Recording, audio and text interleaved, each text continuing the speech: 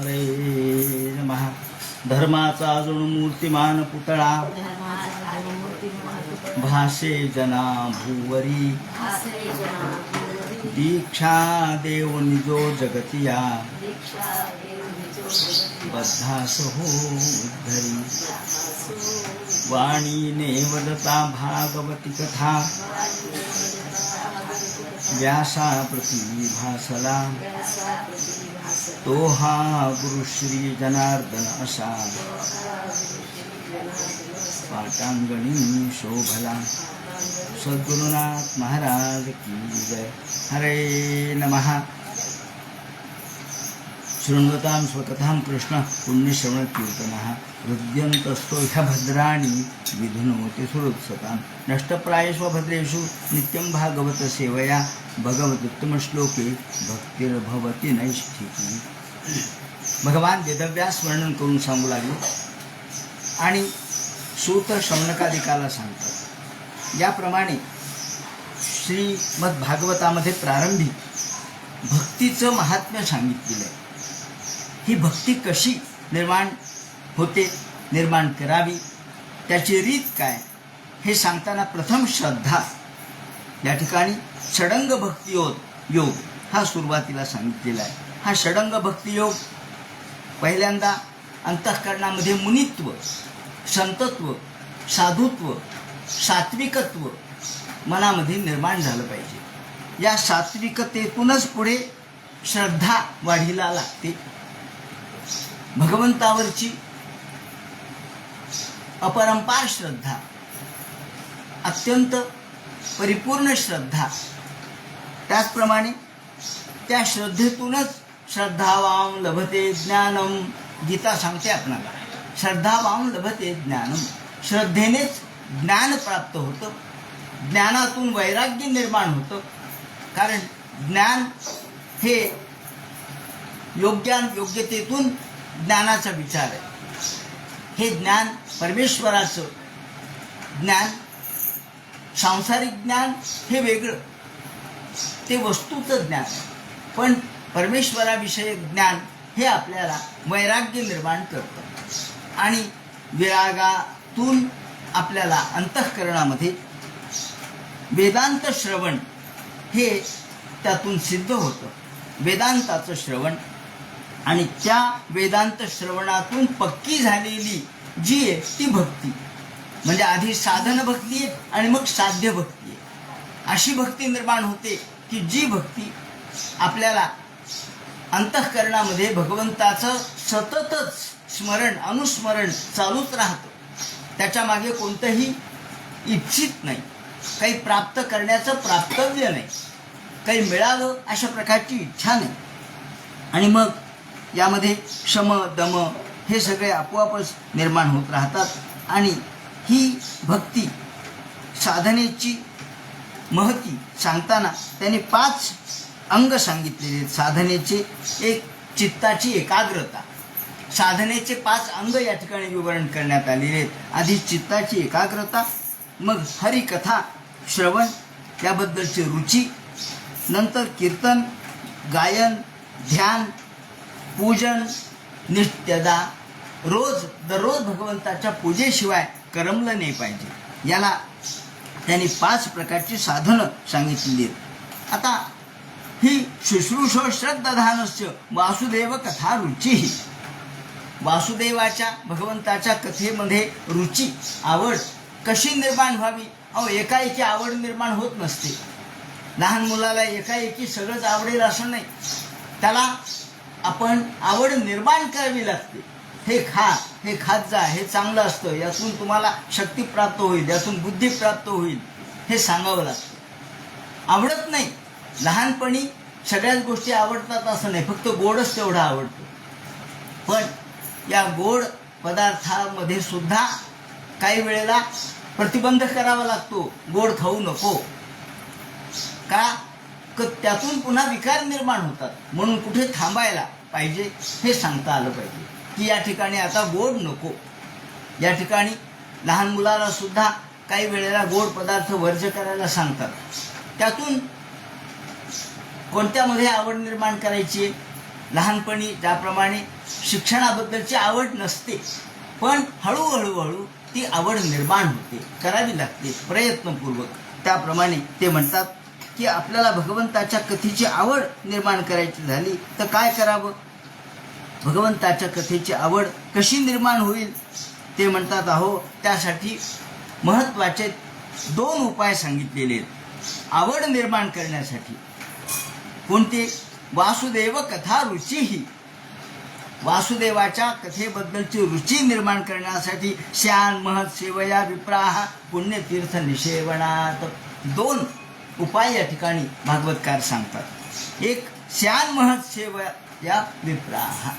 हे विप्र लोकांनो, हे श्रोते मंडळींनो असं म्हटलंय की पुण्यतीर्थ निषेवणात आणि महत्सेवा आणि पुण्यतीर्थ निषेवण हे 2 उपाय सांगितले.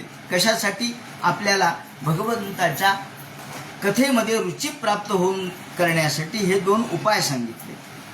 यातल्या पहिला उपाय भागवतकारांनी सांगितला आहे महत्सेवा, पण टीकाकारांनी महत्सेवा या उपायाला 2रा क्रमांक दिला आहे आणि पहिला क्रमांक पुण्यतीर्थ निषेवणात याला दिलेला आहे.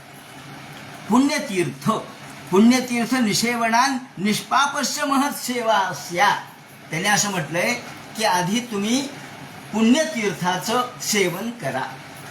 आधी माणसाला तीर्थयात्रा करायला लावा. का बरं तीर्थयात्रा करायच्या? ते म्हणतात तीर्थयात्रेतून हळूहळू त्याच्या मनातले जे किलमिश आहेत, जे पाप आहेत ते नष्ट होत जातील. जसं तुम्ही तीर्थयात्रा कराल, वेगवेगळ्या तीर्थाला जाताल, वेगवेगळ्या ठिकाणी गंगा आहे, यमुना आहे, गोदावरी आहे, या ठिकाणचे मोठमोठे स्थळ आहेत. मग या ठिकाणी आपल्याला कुशावर्त आहे, गोदावरीच्या ठिकाणचं कुशावर्त नाशिकला आहे, तिथे जा, तिथे दर्शन घ्या. त्याचप्रमाणे पुढे गंगेच्या तीरावर जा. या गंगेच्या तीरावर अनेक पुण्यतीर्थ आहेत, पुण्यक्षेत्र आहेत. त्या पुण्यक्षेत्राचा तुम्ही आपोआपच त्या ठिकाणचं सेवन केलं म्हणजे पुण्यतीर्थ निषेवणात काय होईल? ते म्हणतात पुण्यतीर्थ निषेवणात निष्पापस्य, त्यातून हळूहळू पाप नष्ट होईल. आधी पाप जर असेल तर संत सेवा कशी घडेल? म्हणून भागवतकारांनी पहिल्यांदा संत सेवा सांगितली आणि नंतर तीर्थनिषेवण सांगितलं, पण टीकाकारांनी आधी तीर्थनिषेवण सांगितलं आणि मग संत सेवा सांगितली. कारण जोपर्यंत आपण पापी आहोत तोपर्यंत आपल्याला संतांचा सहवासच लाभणार नाही आणि जरी लाभला तरी संत कृपा करणार नाही. म्हणून ते म्हणतात पहिल्यांदा तुम्ही पुण्यतीर्थ निषेवणात निष्पापस्य महत्सेवा आणि नंतर महत्सेवा. जोपर्यंत तुमचं मन निष्पाप होत नाही, अंतःकरण निर्मल होत नाही, तोपर्यंत महत्सेवा संतांचा सहवास आपल्याला लाभू शकत नाही. म्हणून वेगवेगळ्या तीर्थयात्रा करा. त्याचप्रमाणे अनेक तीर्थस्थळ शोधा. गंगा ही पाप नष्ट करणारी आहे. गंगा पापम शशी तापम. शशी चंद्र ताप नष्ट करणार आहे तर गंगा पाप नष्ट करणारी आहे. अशा गंगा, भागीरथी अर्थात यमुना, सरस्वती इत्यादी नद्यांच्या ठिकाणी आपण आपल्या मधील पाप नष्ट करण्यासाठी जातो, तिथं स्नान करतो. हळूहळू हे पाप नष्ट होतं, हळूहळू आपलं मन प्रसन्न होतं आणि मग श्यान महत् सेवया पुण्या, मग महत् सेवा संतांची सेवा आपल्याला घडते. ते म्हणतात नारद भक्तिसूत्रकारांनी सुद्धा, नारदांनी आपल्या भक्तिसूत्रामध्ये सांगितलंय की मुख्यतस्तु महत् कृपयैव, कृपा झाल्याशिवाय संत सेवा घडत नाही. मुख्यतस्तु महत् कृपयैव, महंताची कृपा आधी संपादन झाली पाहिजे. म्हणजे भगवंताच्या कथेमध्ये रुची कधी निर्माण होईल? आधी पुण्यतीर्थ निषेवणात. पुण्यतीर्थ, पुण्यस्थळ या ठिकाणचे दर्शन घ्या, मंदिरं पहा, मठ पहा, त्याप्रमाणे तीर्थयात्रा करा, त्यातून पाप नष्ट होईल. आणि हे नष्ट झालं म्हणजे मोठमोठे साधू महंत यांची संगती सहजच लाभेल. कारण तुम्ही तीर्थयात्रा कराल तिथे साधू संघ असणारच आहे. हरिद्वारला गेलं, हरिद्वारला अनेक साधू आहेत, अनेक संत सहवास आपल्याला घडतो. त्यांची प्रवचनं ऐकायला मिळतात, त्यांची कीर्तनं ऐकायला मिळतात. पंढरपूरला गेलं म्हणजे हे सगळंच मिळतं. एक पंढरपूरला नुसतं इंद्रायणी आपण म्हणतो, इंद्रायणी नदी जी तुकाराम महाराजांच्या निमित्ताने आपण तिथं जातो, ज्ञानेश्वर माऊलींच्या निमित्ताने आपण जातो, इंद्रायणीमध्ये स्नान करतो. पण आळंदीला आपोआपच आपण प्रवचन ऐकतो, कीर्तन ऐकतो, समाधीचं दर्शन घेतो. तसंच चंद्रभागेच्या ठिकाणी सुद्धा असंच पंढरपूरला दर्शन घेतो, कथा ऐकतो, कीर्तन ऐकतो, महत्सेवा घडते, मोठमोठे साधुसंग घडतो आणि त्यातून आपल्या अंतःकरणातलं किल्बिष नष्ट होतं. म्हणून श्यान महत्सेवया विप्राहा पुण्यतीर्थ निषेवणात. हे पुण्यतीर्थ आपल्याला पाप नष्ट करतं. कसं नष्ट करतं ते म्हणतात आहो. उदाहरण अगदी आपल्या समोर अनेक गोष्टी अशा आपल्याला दैनंदिन जीवनामध्ये अनुभवायला येतात की एखादा लिंबाचं झाड आहे, कडू लिंबाचं, कडूच असणार ना. तुकाराम महाराजांनी तर म्हटलंय, लिंबाची या झाडा साखरेचे आळे आपण इथे फळे नसंडीचं. लिंबाच्या झाडाला साखरेचं पाणी घातलं काय, किंवा तिथं आळं केलं काय साखरेचं, आपण इथे फळे न संडीचं. पण संत कृपा झाली म्हणजे लिंबही गोड होतो, हा अनुभव आहे. मासनूरला जे लिंबाचं झाड आहे, ज्याच्या खाली बसून बाबा महाराज आर्वीकरांनी ज्ञानेश्वरीच्या 12व्या अध्यायावर गद्यभाष्य लिहिलं. जवळजवळ 800-900 पानांचं गद्यभाष्य. या भाष्यलेखन झाल्यानंतर ज्या झाडाखाली बसून ते भाष्य लिहिलं त्या झाडाची पानं आज गोड झाली. म्हणजे जर एखाद्या झाडावर संतांच्या सहवासाचा परिणाम होतो तर मग माणसावर का होणार नाही. जर लिंब हा मुळातच कडू आहे, पण कडू लिंब जर गोड होतो, हा साक्षात अनुभव आहे, उदाहरण आहे, आज आपण बघतो. त्याचं कारण संतांचा सहवास. संतांच्या सहवासातून कडू लिंबही गोड होतो.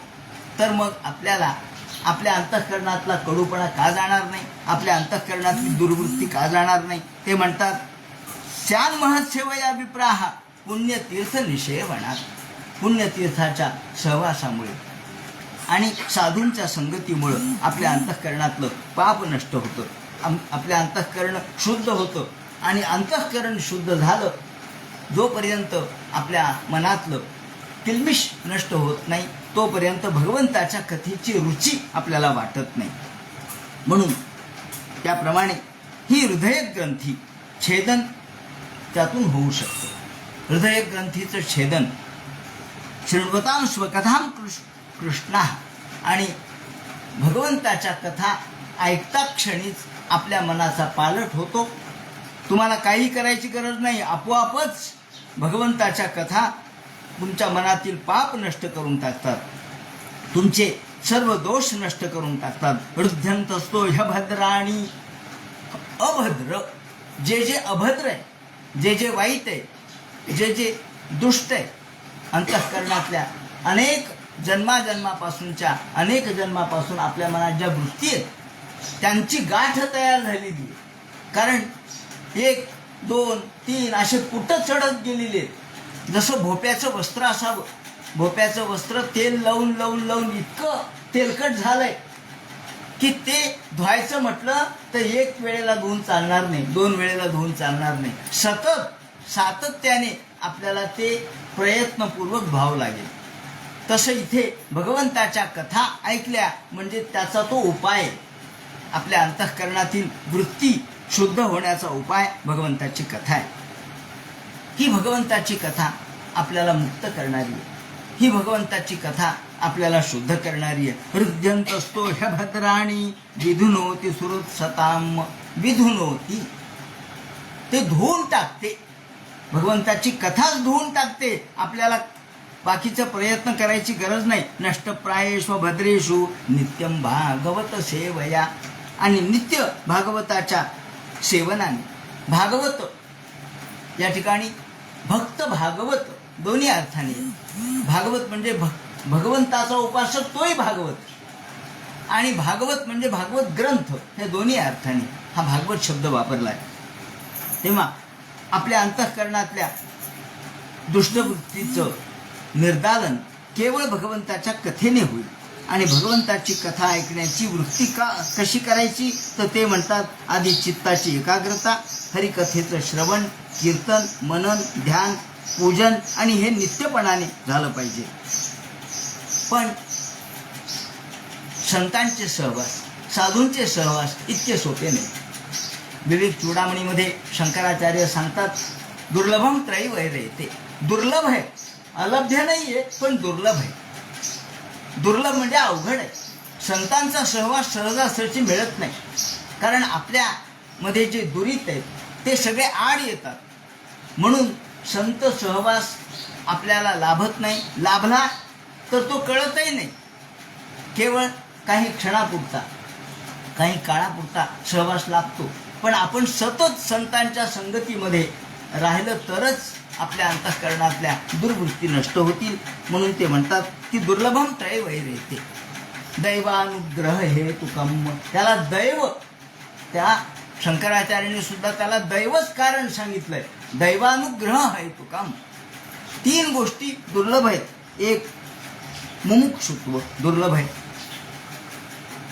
मनुष्यत्व दुर्लभ आहे, आणि महापुरुष संश्रय. हा महापुरुषाचा संश्रय, महापुरुषाची संगती, थोर व्यक्तींची संगती ही दुर्लभ. या 3 गोष्टी दुर्लभ आहेत. पण त्या पूर्व जन्मावर अवलंबून आहेत, पूर्व सुकृतावर अवलंबून आहेत. कोणाच्या सहवासात कोण येतं, कुणी कोणाच्या सहवासात राहावं, किंवा संतांच्या सहवासात आपलं जीवन कसं सार्थकी लागतं, हे आपण आसपासच्या अनुभवातून ऐकतो, पाहतो. त्याचप्रमाणे कथांमधून, पुराणांमधून वाचतो. अनेक संत चरित्रामध्ये आपल्याला हे घडतं, दिसतं की केवळ संतांच्या संगतीमध्ये तो राहिला आणि संतांच्या संगतीनं त्याच्या जीवनामध्ये बदल झाला, परिवर्तन झालं. हे पुण्यतीर्थ, या ठिकाणी मग पुण्यतीर्थ असेल किंवा पुण्यक्षेत्र असेल, या दोन्हीमध्ये आपण जेव्हा सतत अंतःकरणातल्या प्रवृत्ती, दुष्टप्रवृत्ती, परिवर्तन ज्यांचं होऊ शकतं अशा प्रकारच्या प्रवृत्ती, उपासना दृढपणाने चालवली तरच शक्य आहे. शरीर हे अभद्राने भरलेलं आहे. ह्या भद्राणी शरीर आहे, अभद्राने भरलंय, मन आहे अभद्रतेने भरलंय.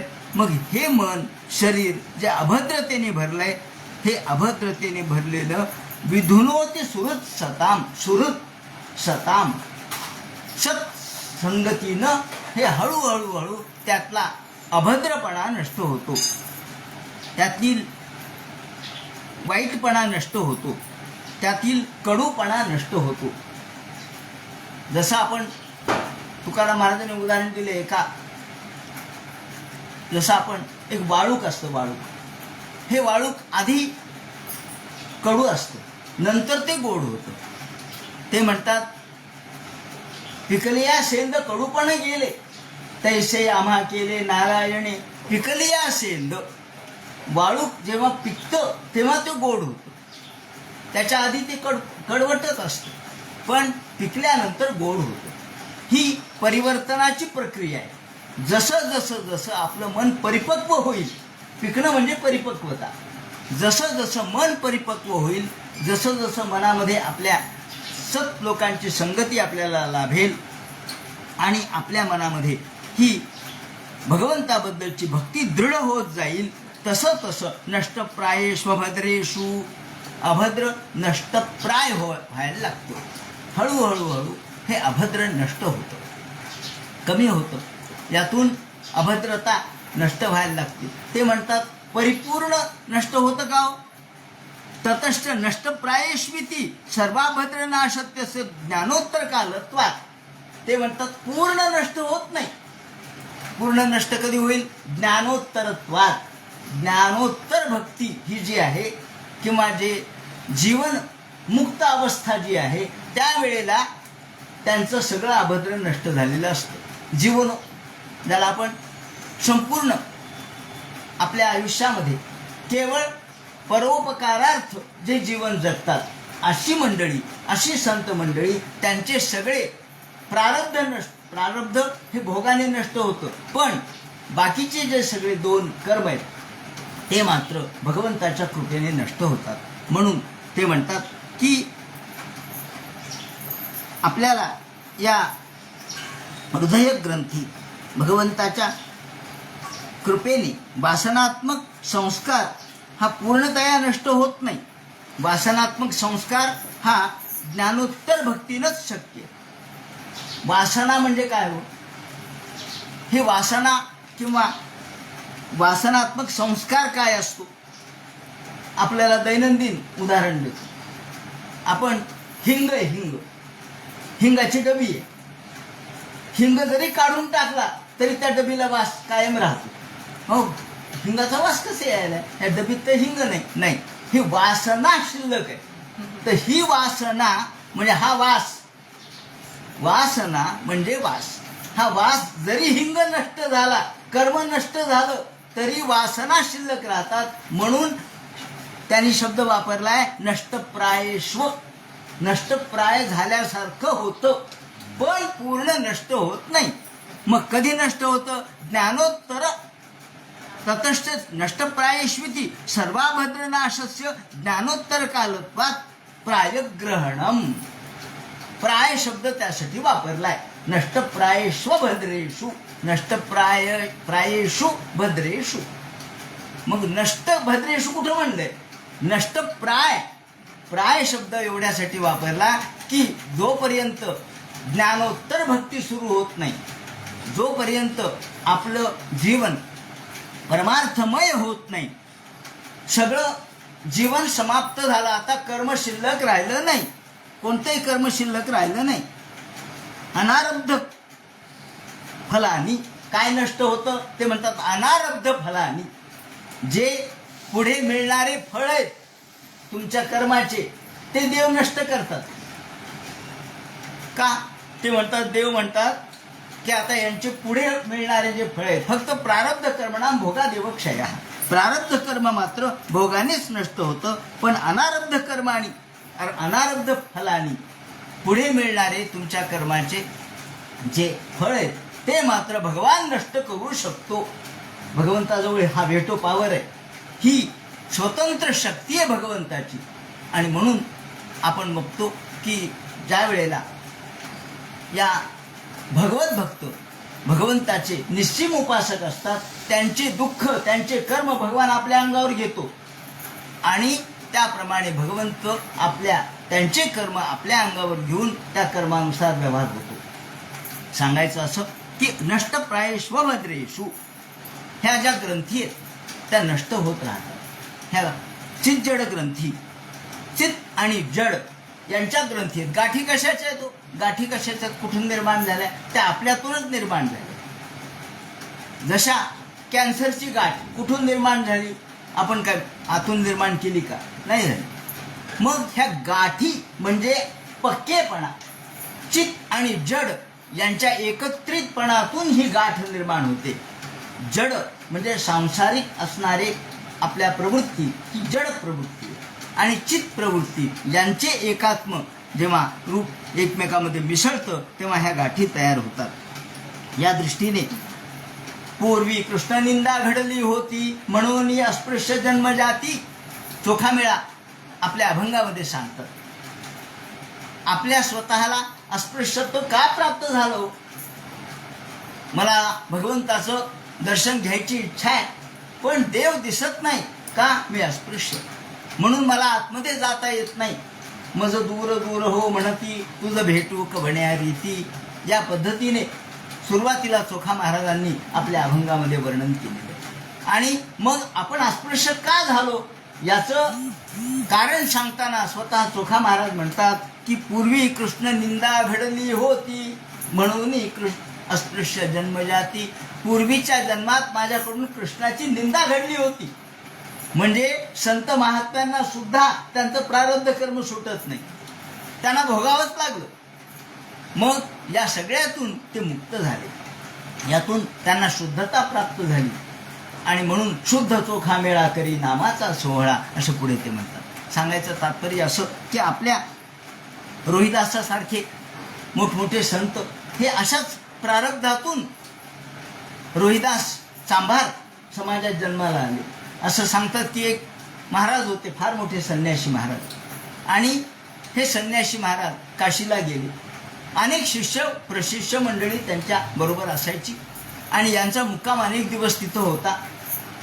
एका शिष्याने, महाराज अहो तुम्हाला या तुमच्या खडावा खराब झाल्यात, मी तुम्हाला चांगले चांगले वाहनं तयार करून आणून देतो, चांगले तयार रेशमी, तुम्ही जाताना रेशमी अशा प्रकारचं मऊ पायामध्ये वाहन घाला आणि जा, रेशमी जोडा देतो.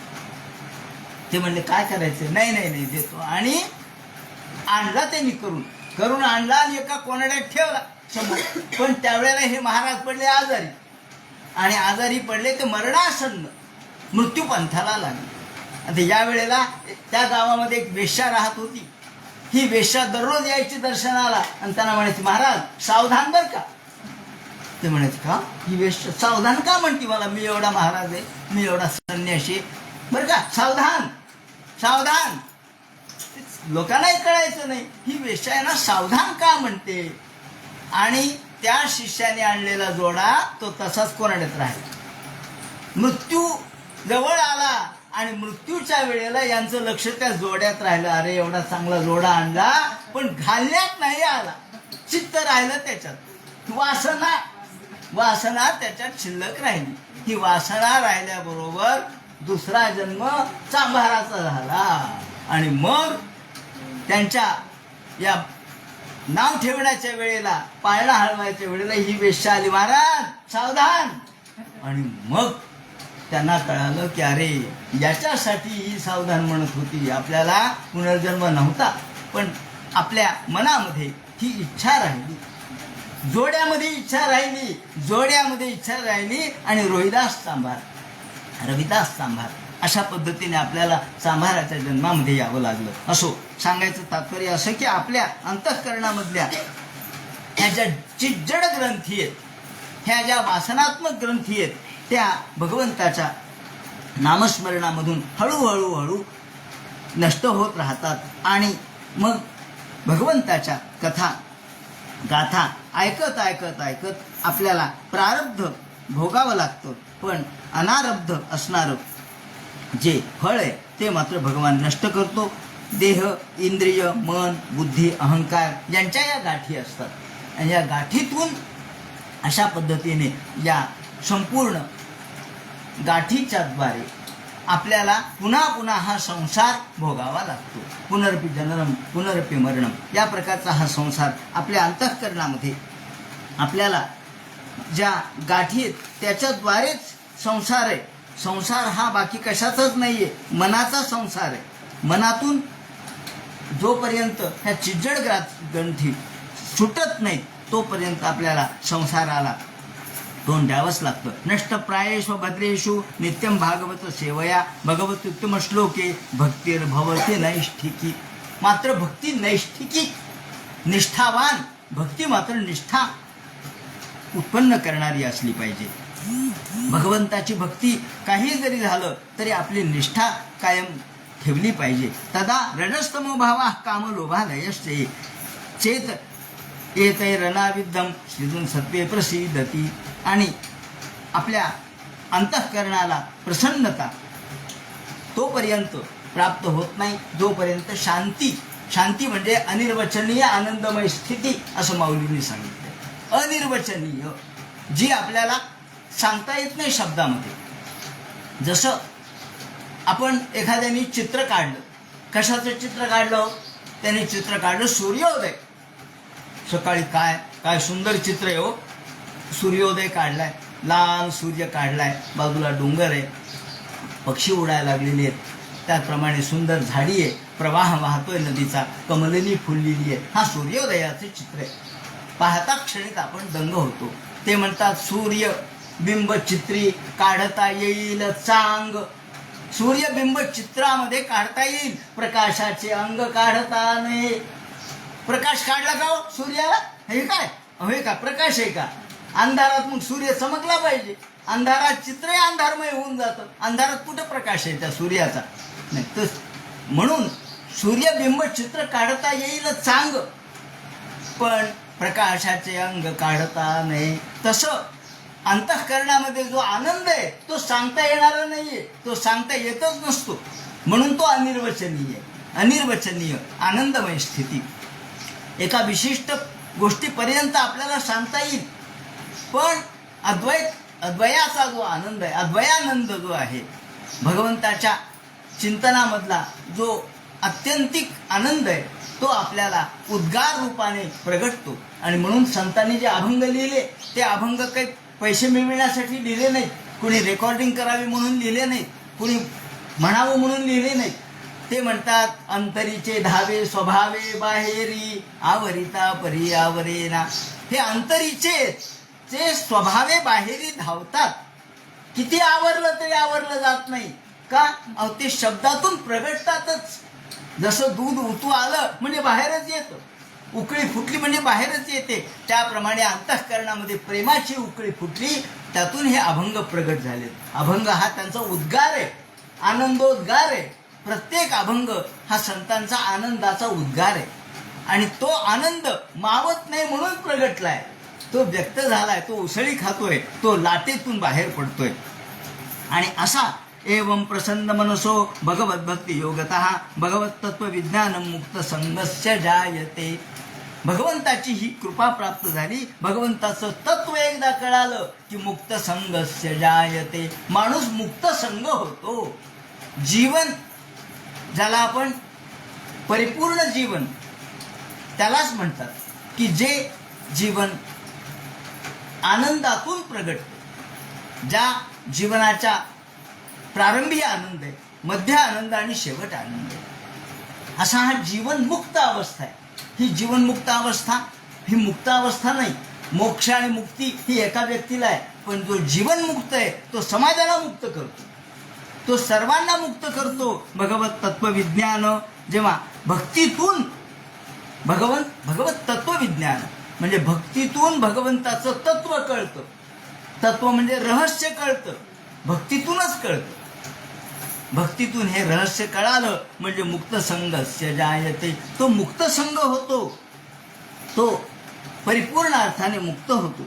असा ही मुक्त जीवन काय असतं, जीवन मुक्तावस्था काय असते, हे या ठिकाणी सांगितलं पाहिजे. की काही वेळेला पूर्वजन्माचे काही ऋण असतात, ते आपल्यासोबत येतात. पूर्वजन्माचे काही सुकृत. संत बहिणाई ज्याला आपण म्हणतो, ज्यांनी संत कृपा झाली इमारत फळाली, हा अभंग लिहिला.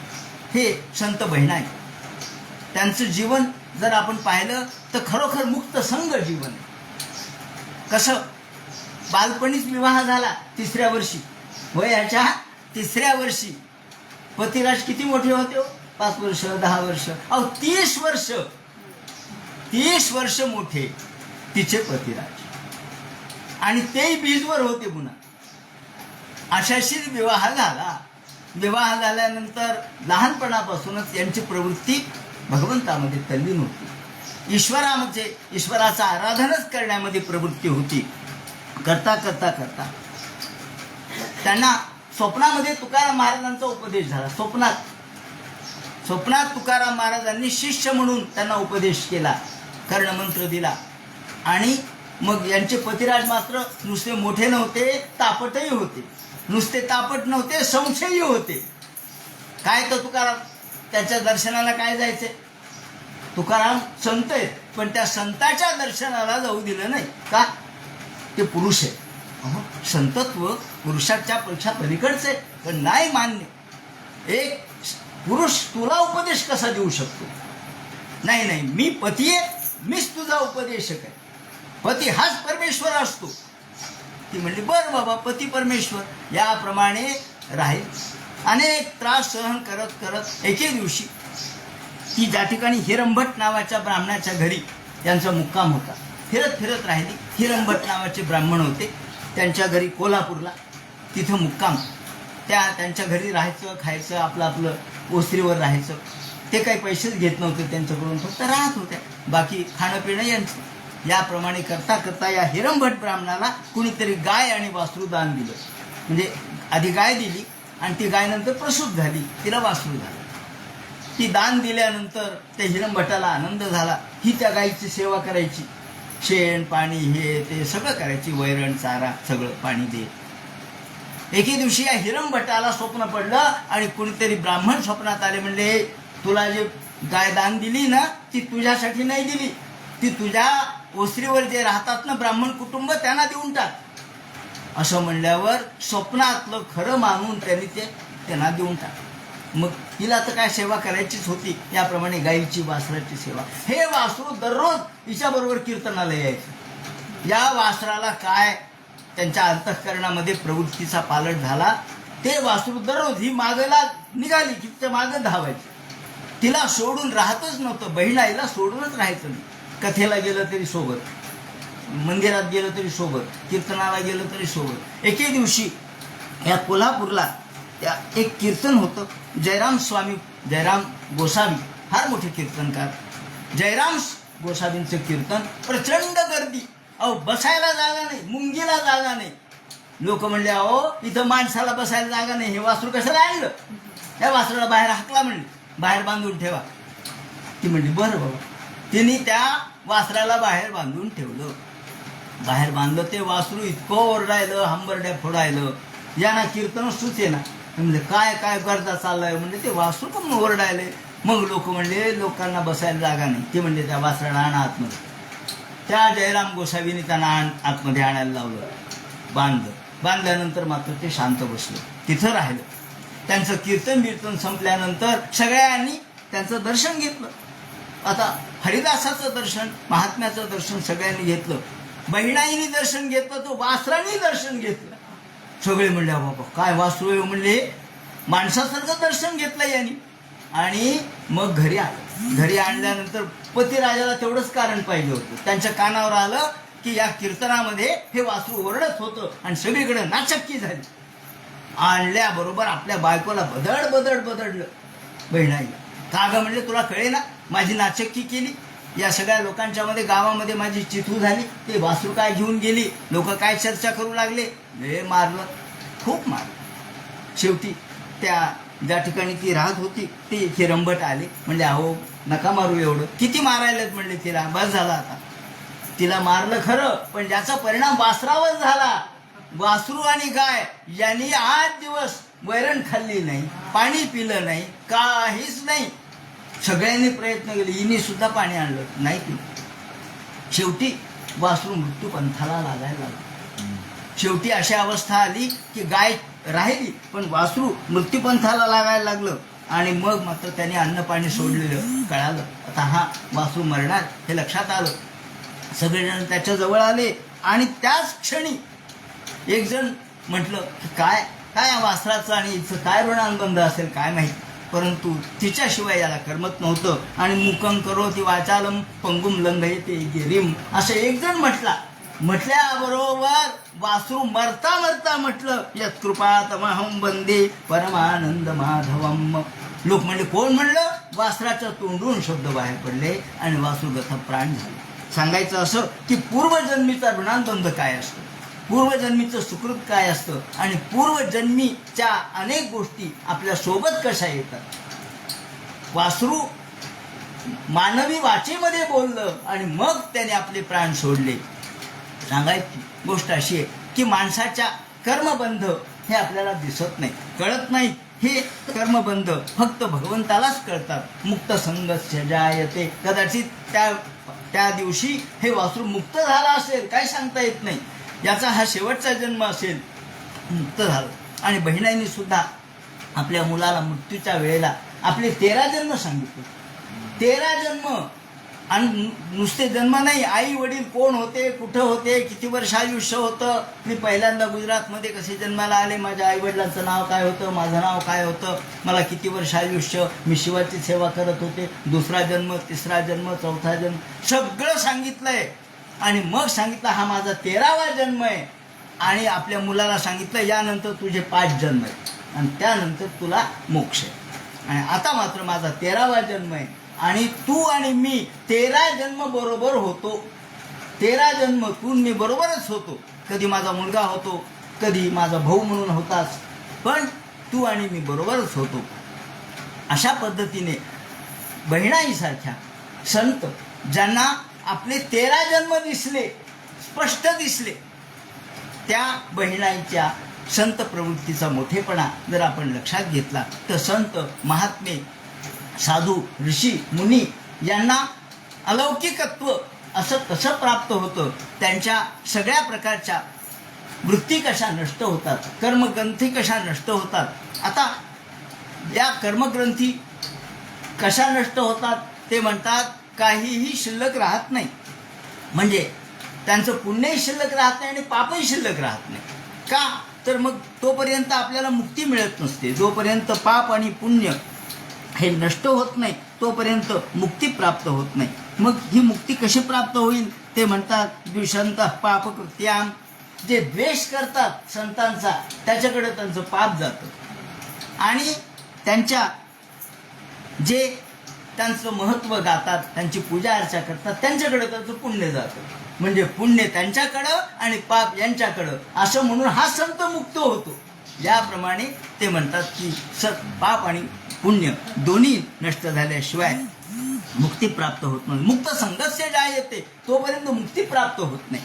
त्याप्रमाणे हा अनुभव ते सांगतात. आणि ततश्च नष्टप्रायेष्विती भागवतानां भागवत शास्त्रस्य वा सेवया नैष्ठिकी निश्चला विक्षेपकात्वा. ही नैष्ठिकी भक्ती, नैष्ठिकी म्हणजे ज्या भक्तीमध्ये निष्ठा आहे, कुठेही विक्षेप आला तरी, जसं पाणी तुमच्या समोर पाण्याचा ओघ आहे आणि खड्डा आला म्हणून पाणी काही तिथं थांबत नाही, खड्डा भरून पुढे जातो. काही अडथळा आला तर अडथळाला वळसा घालून पुढे जातो, थांबत नाही. तशी भक्ती सुद्धा अशी असली पाहिजे की जी नैष्ठिकी असली पाहिजे. तदा नैष्ठिकी निश्चला विक्षेपका भावात, विक्षेपक अभावात, विक्षेप नसला पाहिजे भक्तीमध्ये. विक्षेपकाचा अभाव म्हणजे अशी नैष्ठिकी भक्ती जिथे निष्ठा पाहिजे. आणि अशा भक्तीनं काय होतं, विद्यते हृदयग्रंथी छिद्यन्ते सर्व संशया. आपल्या हृदयग्रंथीचं भेदन होतं. हृदयग्रंथी हळूहळू फुटायला सुरुवात होते आणि ज्ञानफलमाह भिद्यते इति. हळूहळू जेव्हा हृदयाच्या ग्रंथी फुटायला लागतात, फिटायला लागतात, नष्ट व्हायला लागतात, ते ज्ञानाचा परिणाम आहे. ज्ञानफलमाह भिद्यते इति. हृदयमेव ग्रंथी चिज्जड ग्रंथ. ही चिज्जड ग्रंथी ज्या आहेत, या चित आणि जड, जीव ओढतो वरवर दाया चैतन्या पाठी, हाय सुटेना परिदेहाची दृढ बसली गाठी. आपल्या देहाची गाठ इतकी दृढ आहे की आपलं मन चैतन्याकडे धावतं, पण पुन्हा एकदा मन संसाराकडे ओढत राहतं. ही साधी ओढाताण सारखी चाललेलीच असते. संत महात्म्याच्या जीवनामध्ये सुद्धा अशा प्रकारचा त्यांनी dark night of the soul असा शब्द वापरला आहे रानडे हे फार मोठे अभ्यासक होते संत साहित्याचे. त्यांनी म्हटलंय dark night of the soul. आत्म्याचा जो रात्रीचा अंधकार आहे. काही वेळेला संतांना सुद्धा संघर्ष द्यावा लागतो. संत सुद्धा या संघर्षातून त्यांचा आत्मसंघर्ष चालूच असतो. तुका म्हणे होय मनाशी संवाद, आपुलाची वाद आपणाशी. मनाशी संवाद आहे, वाद आहे, संवाद आहे, दोन्ही आहे. चांगलं खरं वाईट कळत नाही, योग्य काय हे कळत नाही आणि मनामध्ये नेहमी संघर्ष चाललेला असतो. याप्रमाणे हा संघर्ष, मनामधला संघर्ष, तो बाहेरचाही संघर्ष आहे, मनातलाही संघर्ष आहे. याप्रमाणे जीव माणसाचा परमेश्वराकडे जरी लागला तरी सुरुवातीची अवस्था अशी असते की ज्या वेळेला माणूस संसार आणि परमार्थ यांच्या द्वैतामध्ये अडकलेला असतो, तर त्यातून जेव्हा तो बाहेर पडतो तेव्हा या चिज्जड ग्रंथी सुटतात. संत जनी जनार्दन महाराज यांचा एक अभंग आहे. त्यांनी असं म्हटलंय की ज्याप्रमाणे एखादं वासरू हे गवळी काय करतो, वासराला सोडतो आणि गाईला तिथं पाना फुटणेपर्यंत तो वासराला पिऊ देतो आणि नंतर मग वासराला आखडतो. पाना फुटे तव आखडितो धनी, तळमळी मनी वच्छ जैसे, तैसे तुझे पायी लावितो मी चित्ता, संसार मागुता ओढीतसे. जसा गवळी आधी वासराला सोडतो, त्याला दुधाचा आनंद प्राप्त व्हायला लागतो, तोच त्याला ओढतो, फरफर फरफर ओढतो आणि पुन्हा खुंटीला बांधून ठेवतो. आणि मग तळमळी मनी वच्छ जैसे, तैसे तुझे पायी लावितो मी चित्ता, संसार मागुता ओढीतसे. संसार म्हणजे हा गवळी आहे, तो मला ओढतोय माग. ती दोरी आहे, ती दोरी अंतःकरणाच्या दोरी अर्थात अंतःकरणामधली ज्या वृत्ती आहेत ती दोरीच आहे. त्याप्रमाणे तो ओढतो आणि या चिज्जड ग्रंथी मग हळूहळू नष्ट व्हायला लागतात. अतएव सर्वे संशया असंभावनादी रूपा. संशय सुद्धा नष्ट होतो जेव्हा छिन्न संशया, थोडा जरी संशय असला, असंभावना दोष. संशय म्हणजे असंभावना. असं कसं होईल हो असं आपण म्हणतो. असं शक्य आहे का, असं कसं होईल, संभावना, असं होणारच नाही. अशी जेव्हा मनात शंका येते समजायचं असंभावना आहे, संशय.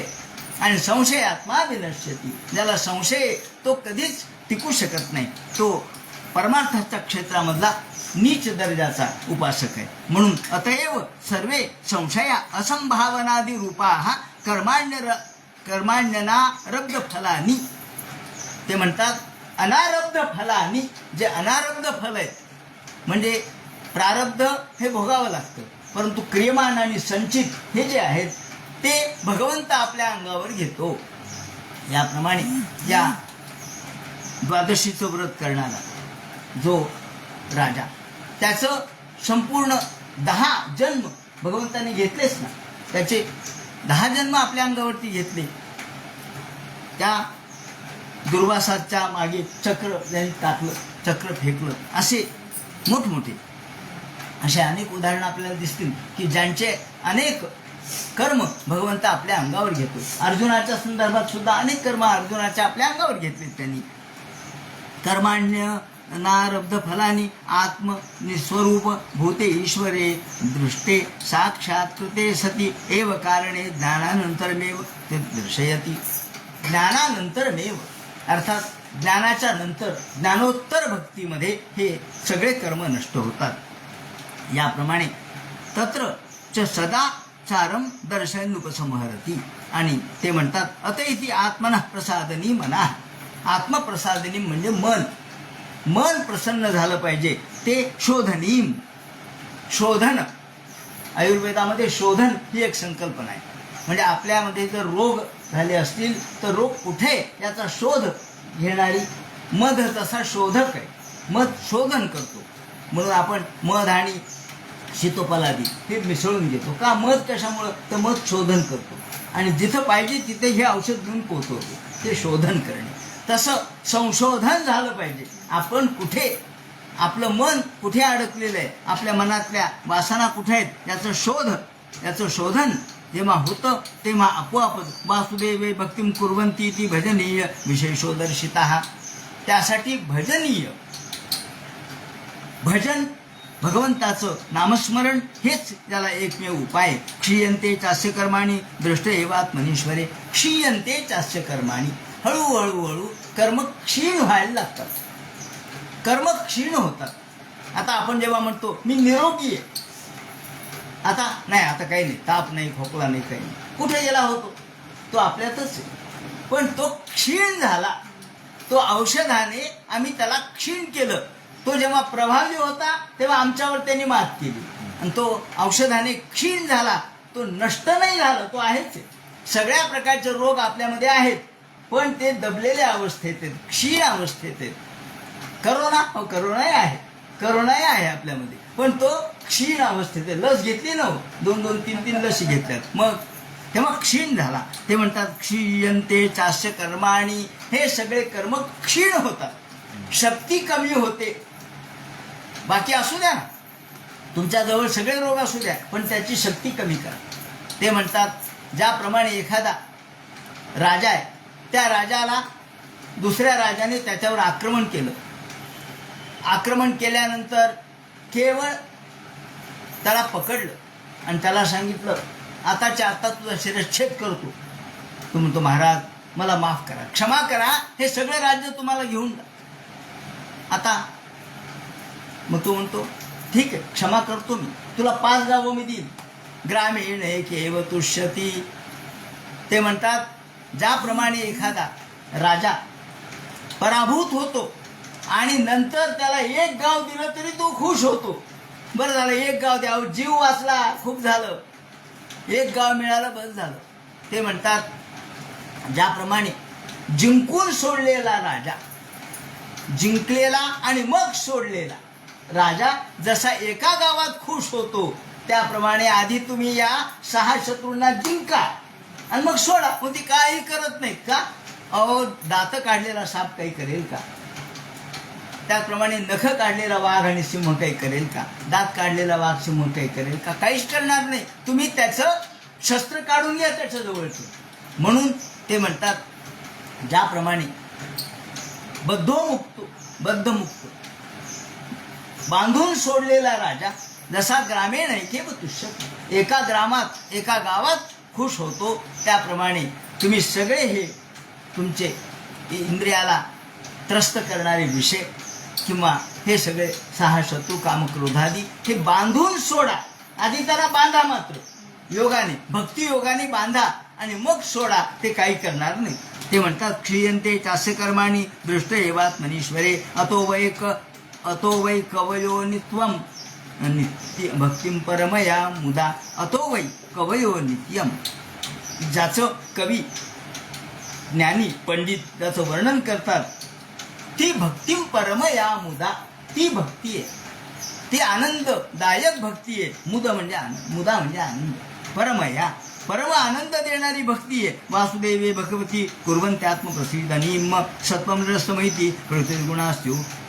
याप्रमाणे हा भगवान हा भक्तीनेच आम्हाला प्राप्त होऊ शकतो. मनाचं शुद्धीकरण करणारी ही भक्ती आहे. भजनीय हे त्याचं विशेषण आहे. आणि किं नाम भजनम, या ठिकाणी गोपाल तापोपनिषदामध्ये म्हटलंय किं नाम भजनम असा प्रश्न विचारलाय. ते म्हणतात भजनम रसास्वादनम. भजन म्हणजे रसास्वादन, भगवंताचं नामस्मरण तल्लीनपणाने घेणे म्हणजे भजन. आणि भजन शब्दाने भगवंताशी तल्लीनता, एकरूपता, भाव सरोहरता ही या ठिकाणी प्राप्त झाली पाहिजे. आणि अशा भगवंताच्या व्यापक स्वरूपाचं चिंतन जो सतत करत राहतो त्याला आपोआपच भक्ती पुन्हा करायची गरज पडत नाही. श्वासोश्वास घ्या, चालूच आहे ना, घ्या. आपण म्हणतो श्वासोश्वास घ्या म्हणजे चालूच आहे. तसं भक्ती करा म्हणायची गरज नाही, त्याची भक्ती चालूच असते. पायाचे चालणे नेमे, प्रदक्षिणा वाचेचे बोलणे, सकळ स्तुती. धनी जनार्दन महाराज आपल्या एका अभंगात सांगतात की त्याचे तो चालला तरी तो चालत नाही, तो प्रदक्षिणा घालतो. आपण फक्त एकदाच प्रदक्षिणा घालतो मंदिराला गेल्यावर, पण भक्त चालला तरी ती प्रदक्षिणाच होते, तो बोलला तरी ती स्तुतीच होते. कारण तो शिवाय देतच नाही, तो कोणाचं वाईट बोलतच नाही. वाचेचे बोलणे सकळ स्तुती. तो जेवण करतच नाही, मग तो काय करतो? नैवेद्य. तो नैवेद्य खातो आणि तो प्राशन करत नाही पाणी, तो तीर्थ पितो. त्यांनी पाणी पिलं तरी ते तीर्थच आहे. का तर ही भक्तीचं वैशिष्ट्य. भक्तीचं तत्व काय? भक्तीचं तत्व संपूर्ण शिवसेवा. जनार्दन म्हणे शिवसेवा. याप्रमाणे शिव म्हणजे काय? तो फक्त एका देवळात नाहीये. शिव हे सगळ्या व्यापक असणाऱ्या ईश्वर तत्वामध्ये शिवतत्व पाहिलं पाहिजे. या दृष्टीने बोलणं, चालणं, वागणं हे सगळं भगवन्मय जेव्हा होईल, सगळे व्यवहार, ते म्हणतात की त्यांचा सगळा व्यवहार विषय तो त्यांचा झाला नारायण. विषयच नारायण जर झाला तर विषय वेगळा कुठं राहिला हो? विषय वेगळा राहिलाच नाही. जो बोलतो देवाबद्दलच, खातो ते तीर्थ नैवेद्यच आणि पितो ते तीर्थच, चालतो ती प्रदक्षिणाच होते आणि जो हाताने काम करतो ती भगवंताची पूजाच होते. म्हणून या ठिकाणी ते म्हणतात अशा पद्धतीने जर जो भक्त जीवन व्यवहार त्याचा परिपूर्ण समर्पित करतो, त्याचं काही शिल्लक राहत नाही आणि वासुदेवे भगवती कुर्वन्त्यात्मप्रसीदनीम. आत्मप्रसीदनीम, त्याचा आत्माही प्रसन्न होतो आणि भगवंत या अर्थाने आत्मा परमात्मा हाही प्रसन्न होतो.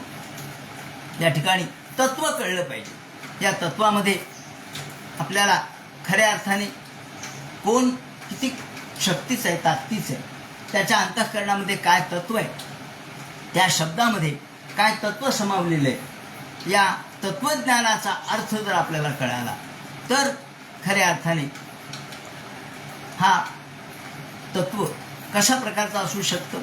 तर एक उदाहरण असं दिलेलं आहे त्यांनी की एकदा गोकुळामध्ये यमुनेच्या तीरावरती भगवान गोपालकृष्ण बसलेले होते आणि पलीकडे या प्रत्यक्ष एक ऋषी महाराज आले होते, ज्या ऋषींनी एका क्षणामध्ये समुद्रप्राशन केला. अगस्त्य ऋषी असे ऋषी पलीकडे आले. मग सगळ्या गोपिका म्हणाल्या, कृष्णा अहो अगस्त्य ऋषी आले, आपल्याला दर्शनाला जायचे. म्हणजे चला, अहो पण मध्ये नदी आहे. मग कृष्ण म्हणाले त्या नदीला म्हणावं, यमुनेला म्हणावं, कृष्ण जर ब्रह्मचारी असेल तर मला मार्ग देशील. सगळ्या गोपिका हसू लागल्या, काय कृष्णा ब्रह्मचारी, आणि तुम्ही तर आमच्या मेळाव्यात, तुम्ही ब्रह्मचारी कसे. म्हणजे म्हणतं खरं. मग राधा म्हणली, कृष्ण जर ब्रह्मचारी असतील तर मला मार्ग देशील. अगदी यमुनेने मार्ग दिला. सगळ्यात चकित झाल्या. गेल्याबरोबर नमस्कार केला ऋषींना. अगस्त्य महाराजांना जेवणाची व्यवस्था केली.